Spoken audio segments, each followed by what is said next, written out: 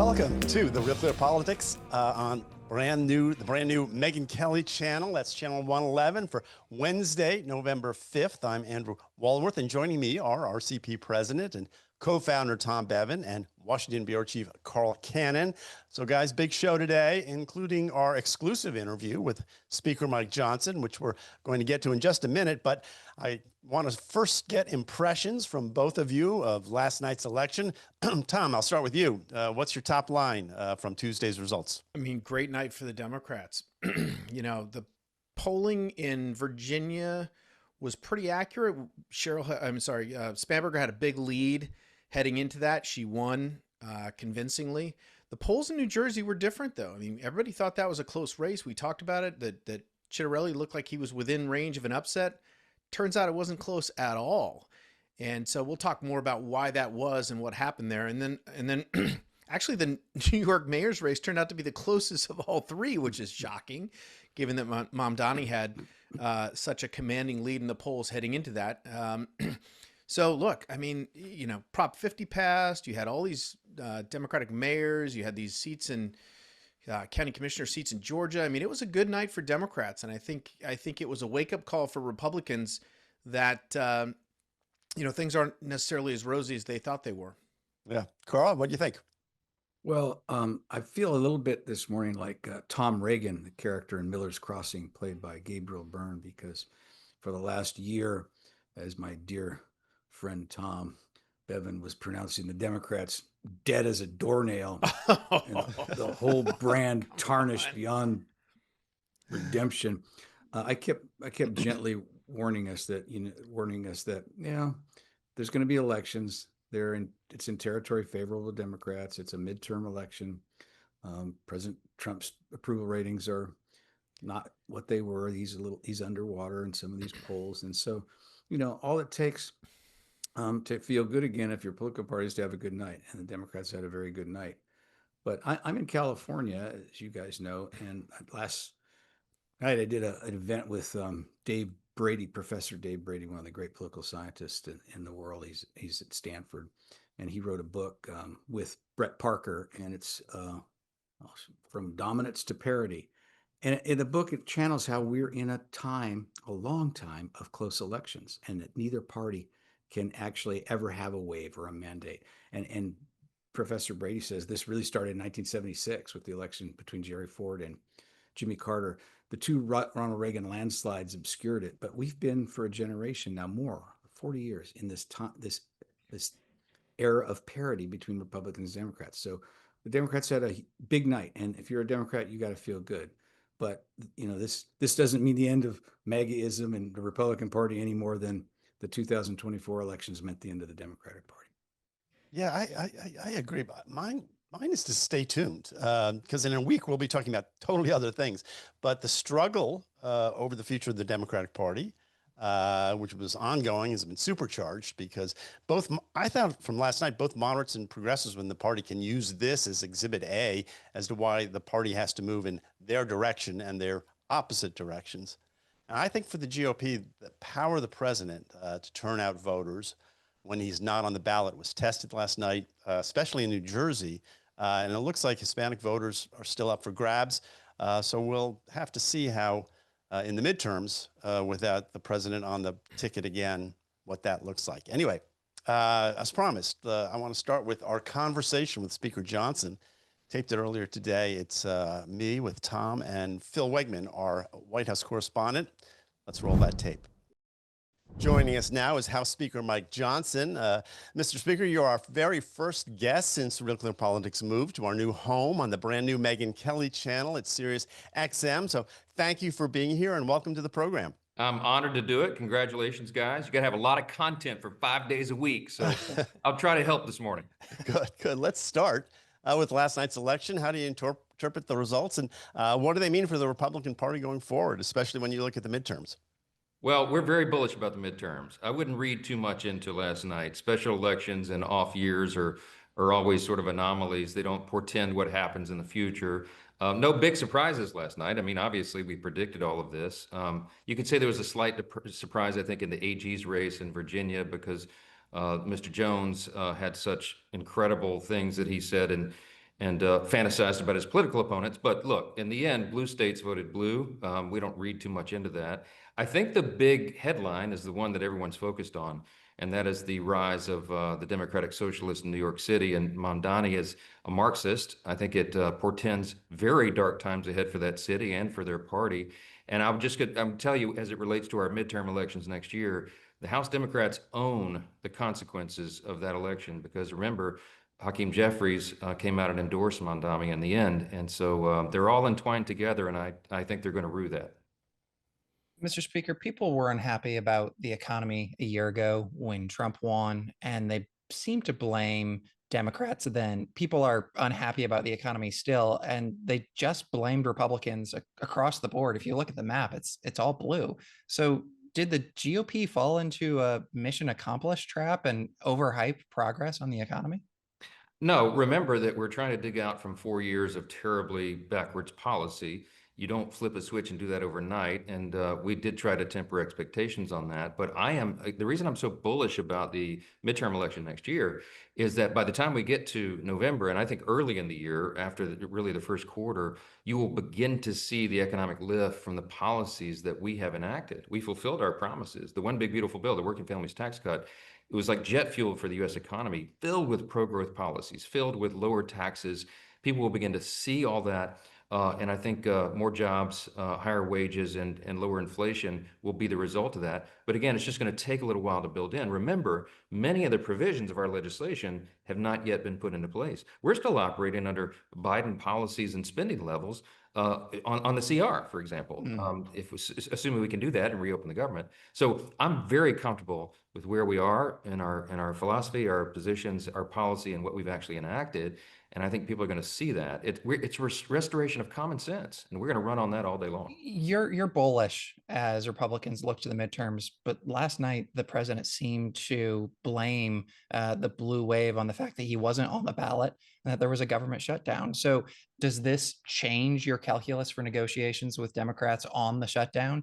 And is now the time for Republicans to throw caution to the wind and eliminate the filibuster like the president wanted and go big?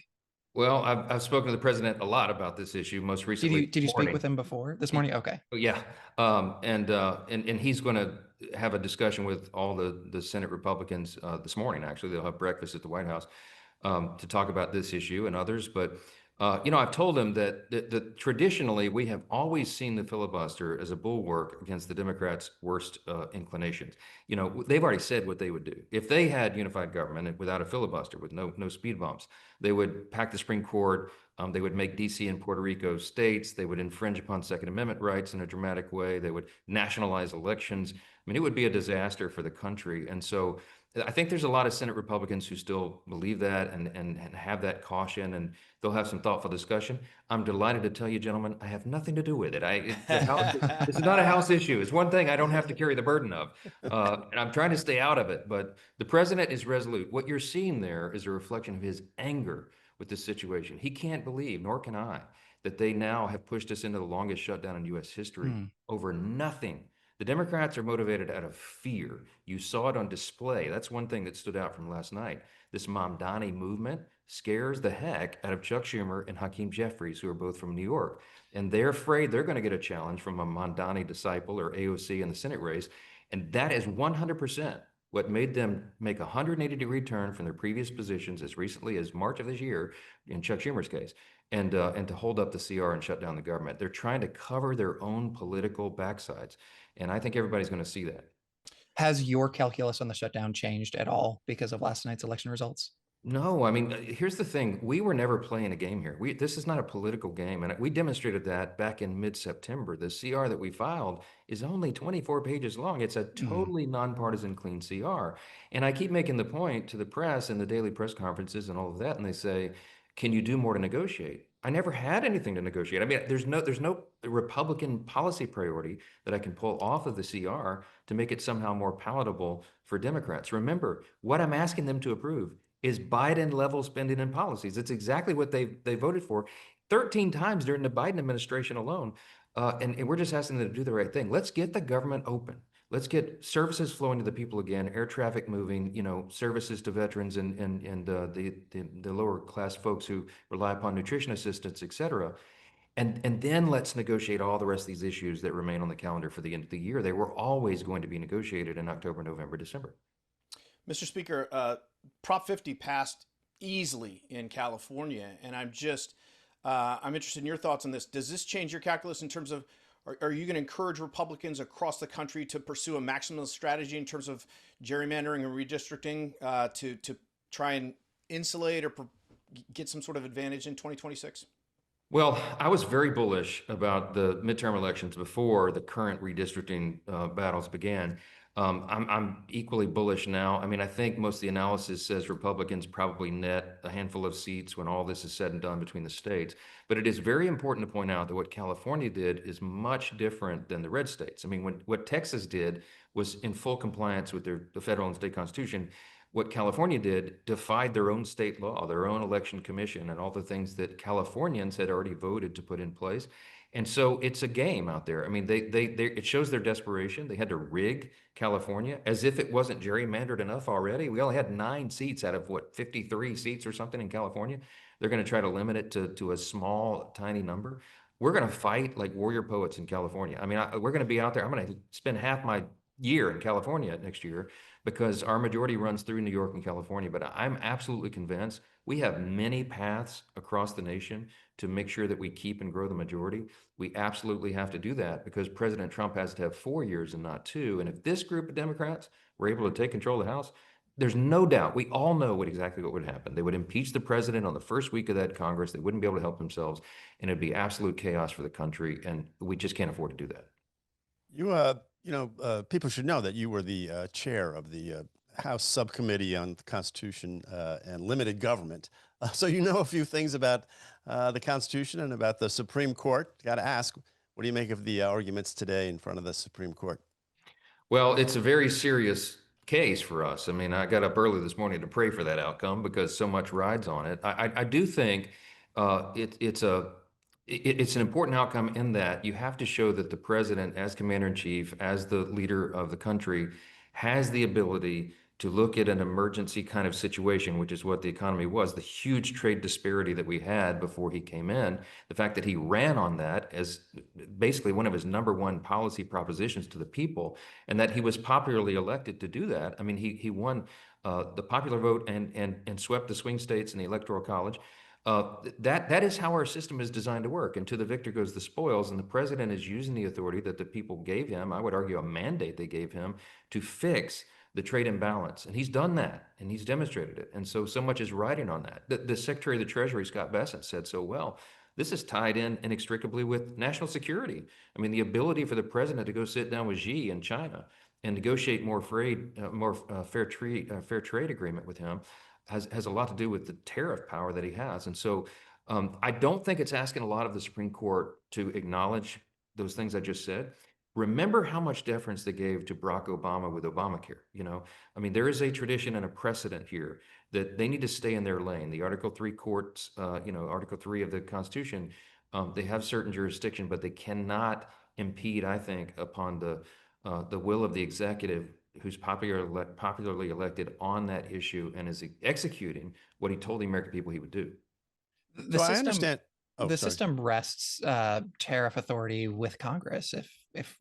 If the Supreme Court rules against the president in this case, will you lead Republicans in trying to give him more authority? Will this be a legislative question moving forward if the court rules against him? Well, Congress does have authority over tariffs to a certain extent. There's always this balance between the executive and legislative branches. I'm a jealous guardian of Article 1 of the Constitution. That's we're listed first in the Constitution for a reason. The people, the founders wanted the people to have the say, and they do that by way of their elected representatives here in the House every 2 years. We'll execute that authority as needed. And I would have stepped in already if I felt like the executive had overstepped their authority. I don't think that's happened yet. So we'll have to see how that comes out. I mean, my task here, my challenge here every day is to build consensus around the legislative agenda, and with small margins, and we'll be back to a 1-vote margin for November until December. I've got a delicate balance here. So I'm just really hopeful that the executive branch can continue to use their authority. Look at what's happened. We're bringing in trillions of dollars in new investment into the country. You've had all these major countries step forward and negotiate better trade agreements, which was long overdue. The American consumers are going to benefit from that in the short and long run. And we have not seen this massive rise in inflation that everybody ran around with their hair on fire and said was going to happen immediately. It's just not happening as they projected. So I say we got to give the executive branch the authority to do that, and I surely hope the Supreme Court will see it that way. When you look to the 2026 midterms, what's the one thing that keeps you up at night about retaining the majority? I mean, is there one issue or one person maybe that makes you worry? I don't worry. No, I'll tell you. I mean, look, honestly, we have to defy history. I mean, that's the one, the outlier, the fact from history is that it's only twice, I think, in the last 90 years that a sitting president has picked up seats for his party in that first midterm. A lot of reasons for that. The last one was George W. Bush after 9/11, and that one's kind of an anomaly, doesn't really count. And before that, the last example I can give you is FDR in the 30s. However, we are the group that defies expectations and makes history here every day. I think we'll do it again. A lot of reasons for that. I have a 90-minute slideshow, but let me give you the 90-second summary. We had a demographic shift in 2024, truly a record number of Hispanic and Latino voters, Black and African American voters, Jewish voters, union workers, young people, all these demographics. I think we hold a big chunk of those voters, and that makes a big difference. I think we got a favorable map situation. Even, as I mentioned, even before redistricting battles started, the current ones, we already had a lopsided map way in our favor. There's 13 House Democrats sitting in districts that Trump won this morning. There's only 3 House Republicans sitting in Kamala Harris districts. The third reason I'm so optimistic is that the Democrat Party is flailing. Okay, they're about to have a civil war in their party for the future of it. I think the future was determined last night in New York City. They're going full Marxist, full woke left progressive. They're not turning the corner. They're going further left. I think they're going to leave people behind. I think they're going to make a mess of New York City. And the fourth reason is I would call it the Charlie Kirk effect. You see a rise of young people, young conservatives who are getting engaged. They're motivated. They want an outlet for that energy. We're going to give them that outlet in the midterm election. I'm very, very bullish. I mean, this is not a talking point. I believe it to my core. I'm going to travel the country nonstop. In the last election cycle last year, I did over 350 campaign events, 250 cities in 40 states. I logged enough miles to circle the globe 5.5 times. We will do what is necessary to win, and I'm convinced we will. But Mr. Mr. Speaker, what you said that Republicans have to defy history. What from last night gives you optimism that they can? It looks like the map turned blue, not just in New York, not just in Virginia, but even in some of these down ballot races that we weren't even tracking. For instance, the races for public service commissioner in Georgia. Where is this optimism coming from? Well, there's down ballot effects, of course, especially in a special election. I am not deterred in any way by the effects last night. I wouldn't say anything turned blue. I'd say it stayed blue. These were blue districts, blue states, blue areas. None of this was a surprise. What I would say is, so much is being made of this rise, of Mondami and, oh, he's taken New York City and all of that. But look at the vote totals. I mean, I think 12% of New Yorkers voted for Mondami. That is not an overwhelming majority. He only got a little over 1 million votes, 1,036,000 votes, and there's 8.5 million residents in New York City. So what's going to happen is, the reason I'm optimistic is they've handed the keys to the kingdom to the Marxist, and he will destroy it. Socialism never leads to lower prices and better living. It leads to human misery every single time in history that it's been attempted. And it won't take long for that to happen in New York City. So we will have yet another example of the failed philosophy that draws everybody back to what we stand for. And that's the founding principles of the country: individual freedom, limited government, the rule of law, peace through strength, fiscal responsibility, free markets, human dignity. The way to have human flourishing is to have, a democratic form of capitalism. Capitalism is the thing that makes all boats rise, not government control. And we're going to have a great example to point to in New York City as the months ahead of us unfold. Tom, close us out here. I was going to take one more stab at this, Mr. Speaker, because, you mentioned 7-point swing blue in New Jersey, I think 9-point swing in Virginia last night versus 2024. Trump said, he tweeted last night, it's because he wasn't on the ballot. Well, he's not going to be on the ballot in 2026. And so do you expect him to campaign vigorously for Republican House candidates around the country? And do you think that that's going to help, given that, again, it doesn't seem like the MAGA base turns out for Republicans in the same numbers when Trump is not at the top of the ticket. Well, a couple of thoughts. Number one, we have a great record to run on. I mean, the Working Families Tax Cut, the Big Beautiful Bill, was a signature piece of legislation. About 90% of the America First agenda was encompassed in that bill, and you will begin to see the effects of that early next year and leading into the election. But secondly, I would say the president is on the ballot in the midterm. President Trump will say that himself. He's going to do rallies. He's going to do the telephone town halls with our candidates. He is going to be deeply engaged. He has raised almost $2 billion of campaign funds himself since his election, okay, over the last 9 months. He's going to invest heavily to ensure that we keep the House majority, because the president knows, and he and I talk about this almost daily, he knows if we don't win this midterm, everything is on the line. If we don't win the midterm, he won't have 4 years of a presidency. It will end at 2. And he is dialed in on that. He is 100% motivated. He's actually excited about this, and we are as well. And I think that's going to have a big difference next year. All right. Well, Speaker Johnson, thanks so much for being here. We really appreciate the time. You're listening to Real Clear Politics on the Megyn Kelly channel. I'm Andrew Walworth. I'm here with Phil and Tom. We've been talking to Speaker Johnson. We'll be back with more right after these words. Let's pause for a moment and talk about what's happening beyond the headlines. While the stock market gets the spotlight, there's a quieter shift that's happening with real implications. Central banks are building gold reserves. The global demand for hard assets is rising, and policymakers here at home are laying the groundwork for major economic changes. American Alternative Assets is staying ahead of that curve. Their new report is called Gold's Next Move, and it shows you how to protect your savings using a gold IRA and why now is a strategic moment to act. You will also get their wealth preservation guide, and you can learn how to claim up to $10,000 in free silver. Visit TomLovesGold.com or call 855-450-GOLD. That's TomLovesGold.com or 855-450-4653. Do it today. Guys, so let's start with what we just heard before the break. Carl, what's your takeaway from our interview with Speaker of the House, Mike Johnson? Well, he put the best face on it, and he said, well, Democrats won in Democratic areas, they won in blue states. I hear that. He's got to make the best of it, but they also won in Pennsylvania. There was a Supreme Court seats up there. The fact of the matter is they won everywhere it was contested. And when he says that, he talks about what happened in California as being particular California, but that's not quite right either, because the Democrats have now nationalized this gerrymandering thing, and both parties are going to do it. So now gerrymandering is going to be official policy of both the RNC and the DNC. They're going to run this stuff out of Washington, not out of the state capitals. And Newsom brought in all these people from outside California in his effort to disenfranchise millions of California Republicans. Let's be honest about what this is, under the guise of saving democracy. And a lot of money from out of state. This is now the playbook. And so, they're up against it, the Republicans. Now, this is the Democrats have counterpunched, and Republicans are staggering, and they, fine. He barely let a glove on me. That's what they have to say.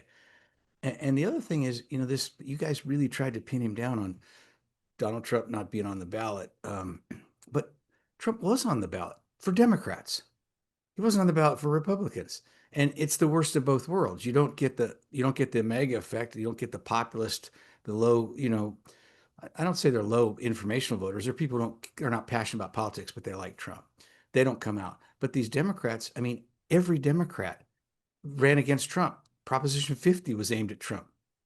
Jay Johns, this unfit attorney general, he won because he attacked Trump. He said, well, yeah, okay, I want Republican children to die, but Trump. And that was enough. And so, this party has a problem. Yeah. Tom, what do you think? He definitely put the best face on it that he could, which, you can't, expect him to come out and be like, wow, that was brutal for us. So that was understandable. Two things. Number one, it's clear that the Republican plan from this day moving forward is to make Mamdani the face of the opposition, the leader of the Democratic Party, the rising star, and under the assumption that he's going to wreck New York City in the next 12 months. The other thing that jumped out at me is, Johnson kept saying, well, listen, part of the problem is, our policies haven't taken effect yet. We passed this beautiful bill, but we just need more time. Well, that's exactly what Biden said when he was running, and Karine Jean-Pierre in the White House, when, they'd get this question like, what are you doing about inflation? People say the economy is the number one issue. Inflation is their, major concern. Like, what are you doing? And Biden's response was, well, we did all this great stuff. It just hasn't taken effect yet, and we're not communicating it well enough. It's a messaging problem, and if we just had a little more time and the public was just a little more cued in, they'd get it, and we'll be in good shape. Johnson's kind of saying the same thing, and that does not work. I think Republicans have to really sort of take a hard look and say, listen, because the economy was, certainly in New Jersey, Virginia, I think the shutdown did play in Northern Virginia in particular. And so I think Republicans have to be clear-eyed about this and understand why Democrats did so well last night. Otherwise, they're going to be, they're going to be floating down a river in Egypt. So,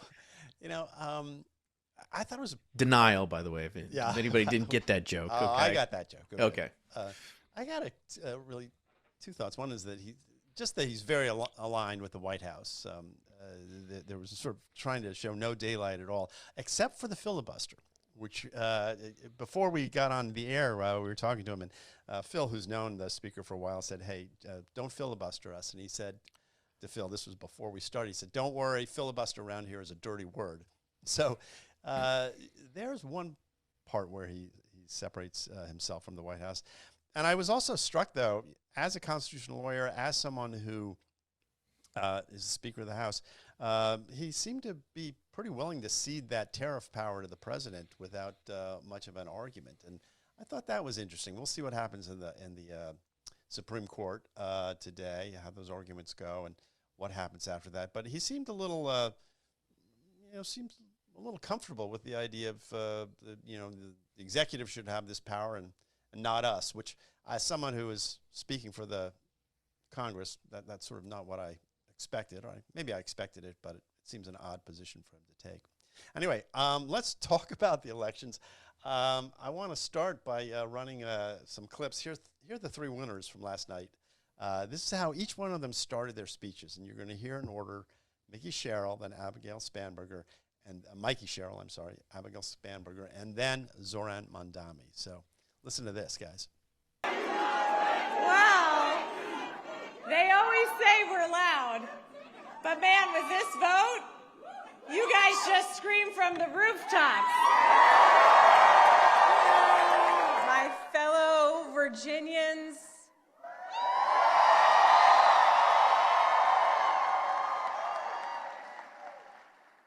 tonight we sent a message. The sun may have set over our city this evening, but as Eugene Debs once said, I can see the dawn of a better day for humanity. Instead of agonizing over the state of our nation, we organized in an unprecedented way in a 90-day sprint. People from all over the United States of America contributed their voices and their support for this initiative. We stood tall and we stood firm in response to Donald Trump's recklessness. And tonight, after poking the bear, this bear roared with an unprecedented turnout in a special election with an extraordinary result. Well, we heard Gavin Newsom there at the end as well, Carl. But those three candidates, they all seem to want to talk about the national implications, and you've got to talk about this name checking of Eugene Debs by Zoran Mandami. What do you think? Well, as you know, Andy, that as you could have predicted, that was going to be hard for me to take. Carl actually covered Eugene Debs back in the day. I grew up as an admirer of Gene Debs. I consider him. I am not a socialist. He was a socialist, but I consider Gene Debs a heroic person. He grew up in Indiana. He quit school at 14, got a job working with his hands for 50 cents an hour on the railroad, doing the hardest job on a railroad, greasing the wheels, dangerous work.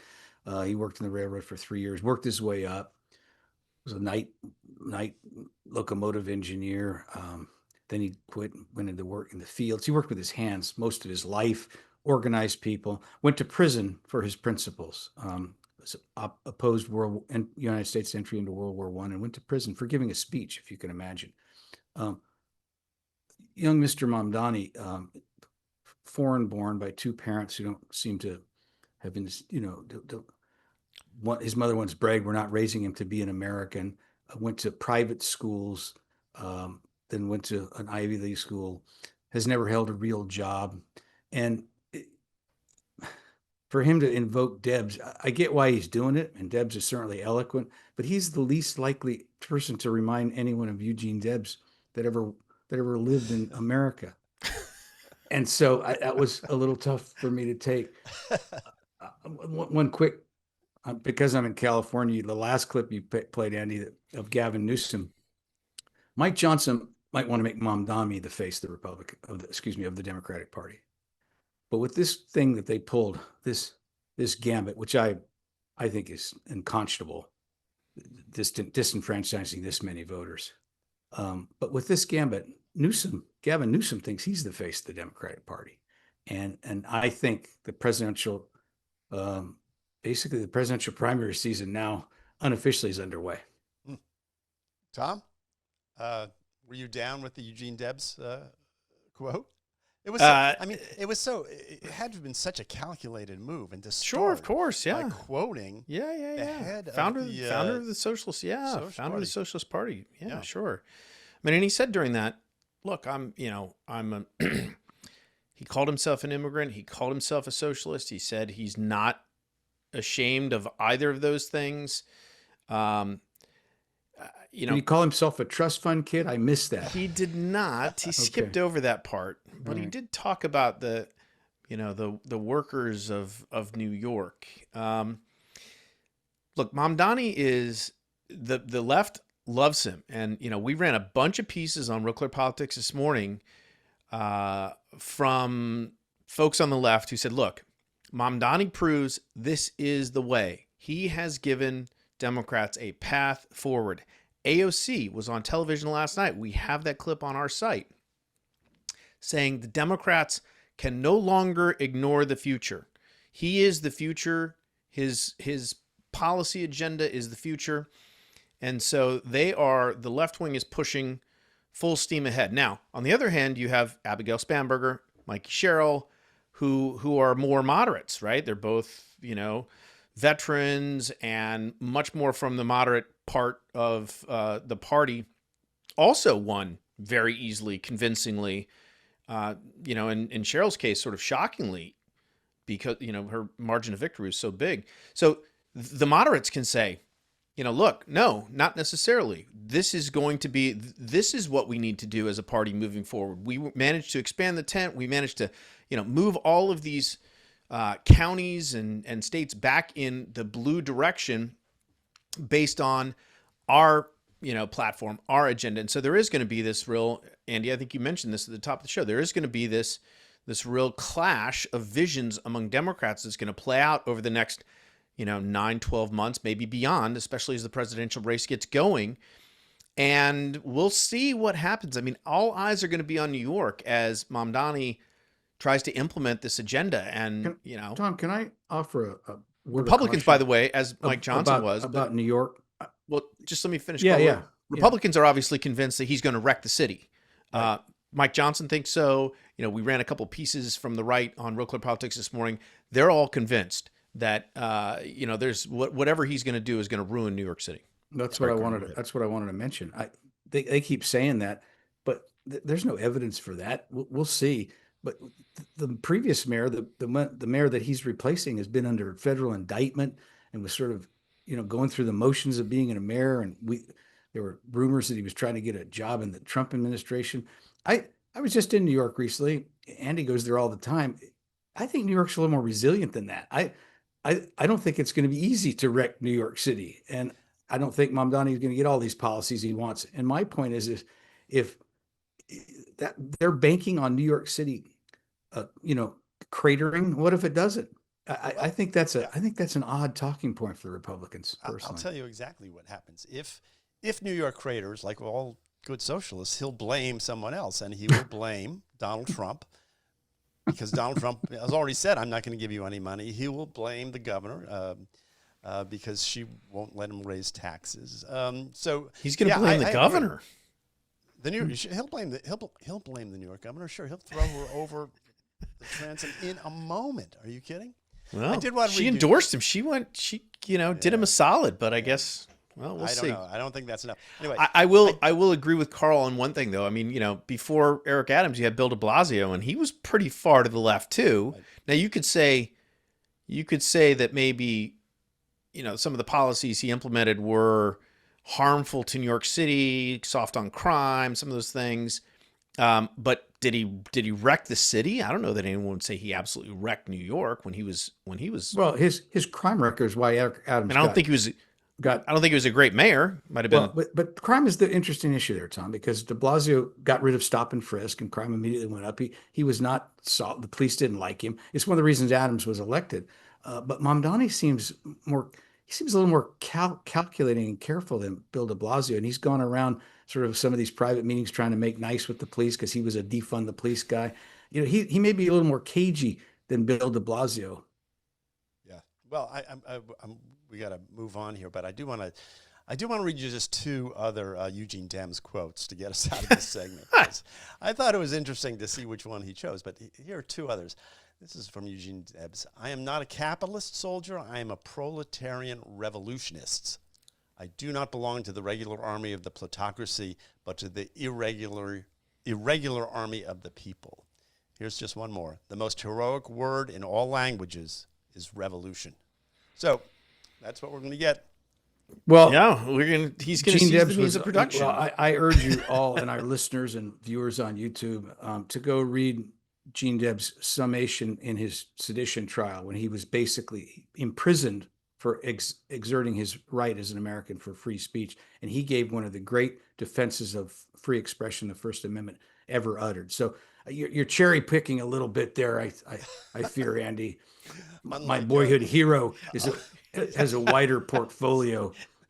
All right, well, for those of you who are listening, we're going to be on Megyn's show after this. And we're starting our tenure on the Megyn Kelly channel with Carl Cannon defending Eugene Debs as one of his favorite Americans. Yeah, this is going to be fun. Anyway, Tom, let's talk about the polls from last night. What did pollsters get right? What did they get wrong? And what jumped out at you?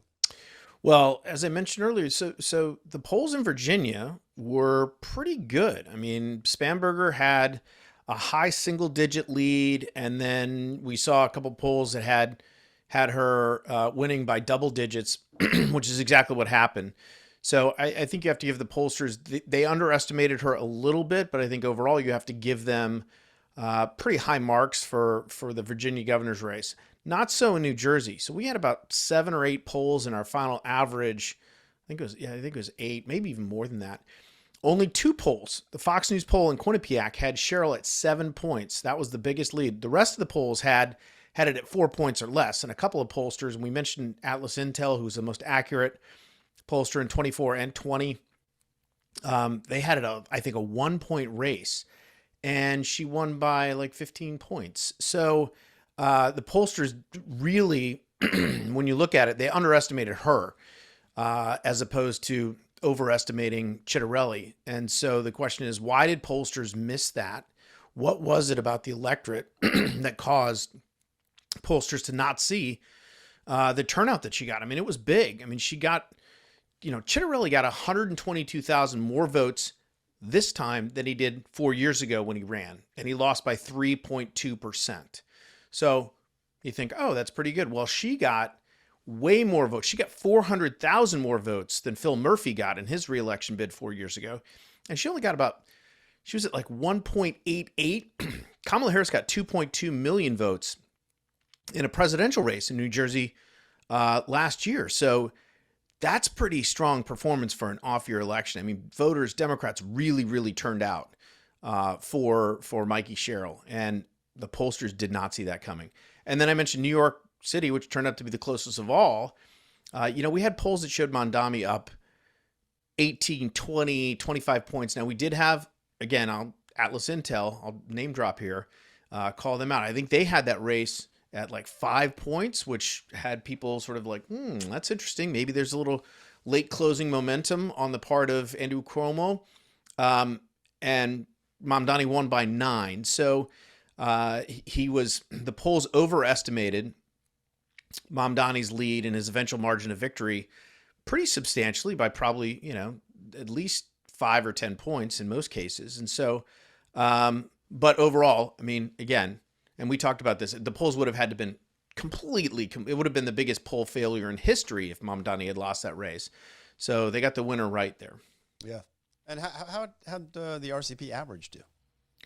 I mean, good in Virginia, not as good in New Jersey. I mean, the average is obviously the aggregation of the polls that you put in the average. If the polls that are in the average are missing the final mark, the average isn't going to be very good. And so it was good in Virginia, not so great in New Jersey, and decent, although overestimated Mamdani. I think our final average had him winning by double digits, like 14, 15. Yeah. Carl, anything jump out at you? Yeah, the polls can only measure so much. And in Virginia, where I live, Jay Johns was cruising to an easy victory in the AG race when before the story broke that he had texted, that he had these vile texts. But what you had was a lot of early voting in Virginia. So there's every reason to believe, and Democrats tend to vote early more often than Republicans. There's every reason to think he was way ahead. And then when this thing hit, some of the polls showed Miaras pulling ahead because the momentum was with him, and they were polling people, who presumably hadn't already voted.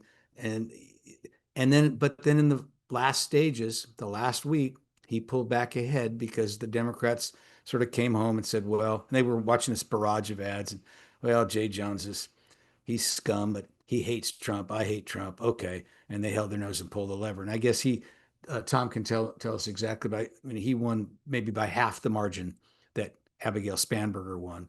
And there are some quotes today that, her coattails pulled him across the finish line, but it's a little more basic than that. The Democratic Party in Virginia now is a Democratic state, all things being equal, lean, not hugely, but slightly in an off-year election disfigured.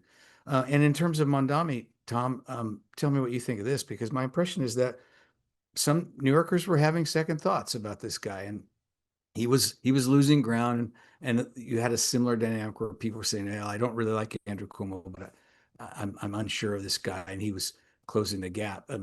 He still won comfortably, but by and won with a majority. So even if Curtis Sliwa had dropped out and every single voter who voted for Sliwa went to Cuomo, it still wouldn't have been enough in the end. And as far as Jay Jones goes, the exit polls in Virginia showed that 46% of voters thought that his text messages were disqualifying. So a majority of voters thought that some of them, I think about 25% said it was concerning, but not disqualifying. 10%, presumably all Democrats, said that those texts were not concerning at all. And then there was another 17% who said they hadn't heard enough about the situation to make a judgment, which that's something you'll tell exit pollsters if you're trying to make yourself feel better, I think. Well, the most unusual finding was the 9% of people who said that they found it disqualifying and still voted for Jay Johns anyway. Yes, right, yeah. Well, guys, there was other stuff going on, believe it or not. This morning, the president met with some Republican senators, and he came out of that breakfast and just listen to a little bit of what he said about where things stand. If you read the pollsters, the shutdown was a big factor, negative for the Republicans, and that was a big factor. And they say that I wasn't on the ballot was the biggest factor, but I don't know about that. But I was honored that they said that. We should do our own bills. We should get out. We should do our own bills. We should open up. We should start tonight with The country's open. Congratulations. Then we should pass voter ID. We should pass no mail-in voting. We should pass all the things that we want to pass, make our elections secure and safe, because California is a disaster. So, Tom, two bits there. One, he thinks that if he were on the ballot, I assume he's saying that they would have done better. I don't know if there's any evidence of that. And then the second thing, of course, he was talking about the need to get rid of the filibuster and all the things, the wonderful things that the Senate would be able to do if they just got rid of the filibuster and grabbed the reins of power. Yeah, he continues to make that argument. I don't know whether he was able to make any. We'll see whether he was able to make any headway with Republican senators on that issue in the coming days. There had been resistance among Thune and other folks, Cornyn and Rick Scott and folks like that. As to him being on the ballot, I don't know if it was you or Carl mentioned this earlier. I mean, it was sort of a double whammy for Trump. Take New Jersey, for example. I mean, so when he was on the ballot in 2024, Trump won 12 counties in New Jersey. Jack Ciattarelli in 2021 won 11 counties. This year only won 7. And in northern New Jersey, he lost a couple of counties that he had won previously. And Trump had won counties up there. So you did have this massive turnout. Democrats were still motivated to vote as if Trump was on the ballot, but Republicans did not turn out because in their mind, Trump wasn't on the ballot. Mm-hmm. And so normally when he's on the ballot, you get high Republican turnout, high Democratic turnout. It's a close race. That's where, things had been. That's why New Jersey was 5 or 6 points in 2024. It had moved from being a heavily blue state to something that was a little more purplish. Same thing with Virginia, went from 10 to 5. But this time around, as Carl mentioned, I think Democrats, they ran all of these races against Trump. And you look at the numbers in the exit polls. I mean, the number of people who strongly disapproved of Trump, they comprised like 47% of the electorate in New Jersey, and they voted 95% for Mikey Sherrill. The people who were voting turned out to vote as against Trump, high numbers. They were voting for their candidate, but they were also voting against Trump. And so it was kind of a perfect storm against Republicans in that regard. So he's right in one sense, but that's not the full story. He's a turnout machine for both sides. Yeah. Carl, the other thing, not in that bite, but he did say that the government shutdown was a huge, those were the two factors which led the Republicans to lose. Do you buy that?